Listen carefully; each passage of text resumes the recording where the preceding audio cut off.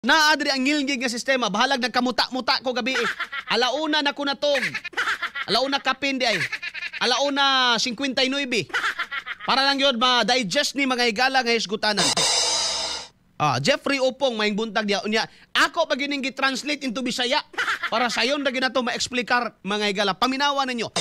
Sundin ninyo ang pulong allocable funds giunsa mga katropa. Bullseye! Bullseye! Now, ang uban mga higala nga mga kaalyado, no, naapoy na dawat.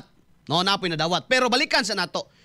Gitaganahan or naka-allocate og 15.8 billion si Sandro samtang si Romualdez anaa sa 14.4. Mas dako ang sa pag-umangkon. Sulod ko no may higala sa nakalabay nga tuig. Kung itandi mga higala ang nahibiling 251 legislative district, mga distrito ba? No, sa matag probinsya. Na may probinsya nga duha ka buok congressman, bot pasabot, duha ka buok legislative district niya na. Ang kadto mga higalang kaalyado, bantog ra mga higala nga grabing pinirmahay ninyo og impeachment kay naay tag 1 billion.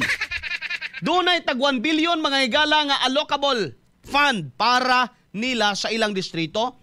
Samtang zero uway nakuha ang mga magbabalaod nga kaalyado sa mga Duterte sa pinal nga bersyon sa 2025 mga higala. Bullseye! Bullseye! With resibo na ha? With resibo na.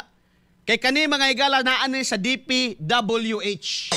Mo nang di ka matinga nganong katong mga anti-Marcos o wa mo kuyog ni Marcos nga mga kongresista, wa na ni maho mga higalas mga proyekto kay wa sila gihatagan.